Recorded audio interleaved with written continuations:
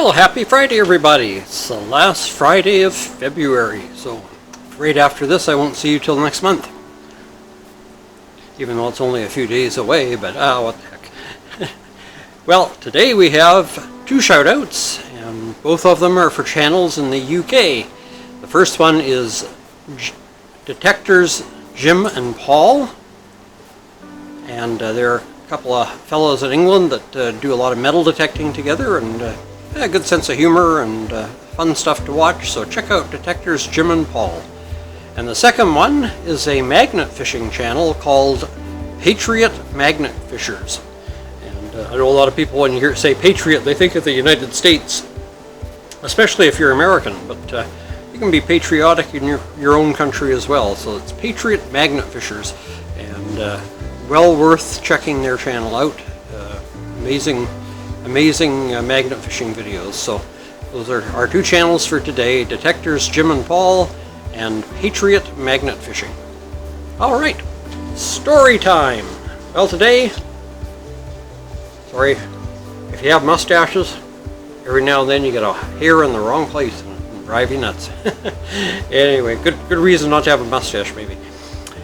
Today, our story time is going to be actually a poem. And it's a poem that I had to memorize when I was in school back in, probably 5th or 6th grade. And do I still remember it by memory today? No, I'm afraid I can't. I always remember the first verse. It's the opening and closing verse of the poem. And the poem was written by Robert Service, or Robert William Service. And most of his poetry is about the Great North, and during the Yukon Gold Rush and that. And although a lot of the characters in his poems were fictional, most of his poems are based on things he observed during his time in the Yukon. And the main character in today's poem is a fellow named Sam McGee. And in the poem it says he's from Tennessee, but the actual Sam McGee of Yukon fame was born in Ontario and died in Alberta. But whether it's the same Sam McGee, who knows. Anyway, let's get on with our poem. I think you might enjoy it. There are strange things done in the midnight sun by the men who moil for gold, and the Arctic trails have their secret tales that would make your blood run cold. The northern lights have seen queer sights, but the queerest they ever did see was that night on the marge of Lake LaBarge, when I cremated Sam McGee. Now Sam McGee was from Tennessee, where the cotton blooms and blows. Why he left his home in the south to roam round the pole, God only knows. He was always cold, but the land of gold seemed to hold him like a spell, though he'd often say in his homely way he'd sooner live in hell. On a Christmas day we were mushing our way over the Dawson Trail.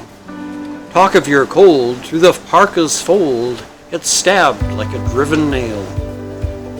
If our eyes we'd close, then the lashes froze till sometimes we couldn't see. It wasn't much fun, but the only one to whimper was Sam McGee. And that very night as we lay packed tight in our robes beneath the snow, and the dogs were fed, and the stars o'erhead were dancing heel to toe, he turned to me, and Cap, says he, I'll cash in this trip, I guess, and if I do, I'm asking that you won't refuse my last request. Well, he seemed so low that I couldn't say no, when he says with a sort of moan, it's the cursed cold, and it's got right hold till I'm chilled clean through to the bone. Yet 'tain't being dead, it's my awful dread of the icy grave that pains. So I want you to swear, foul or fair, you'll cremate my last remains. A pal's last need is a thing to heed, so I swore I would not fail. And we started out at the streak of dawn. By God, he looked so pale. He crouched on the sleigh, and he raved all day of his home in Tennessee. Before nightfall, a corpse was all that was left of Sam McGee. There wasn't a breath in that land of death and I horror driven, with a corpse half hid that I couldn't get rid because of a promise given. It was lashed to the sleigh, and it seemed to say, you may tax your brawn and brains, but you promised true, and it's up to you to cremate my last remains. Now a promise made is a debt unpaid, and the trail has its own stern code. In the days to come, though my lips were dumb, in my heart how I cursed that load.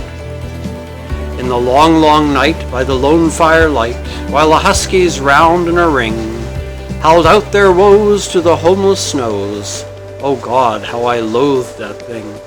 And every day that quiet clay seemed to heavy and heavier grow, and on I went, though the dogs were spent, and the grub was getting low.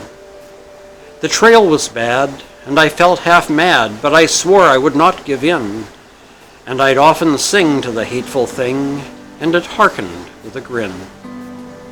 Till I came to the marge of Lake Labarge, and a derelict there lay. It was jammed in the ice, but I saw in a trice it was called the Ellis May. And I looked at it, and I thought a bit, and I looked at my frozen chum. Then, here, I said with a sudden cry, is my crematorium. Some planks I tore from the cabin floor, and I lit the boiler fire. Some coals I found that were lying round, and I heaped the fuel higher. The flames just soared and the furnace roared, and such a blaze you seldom see.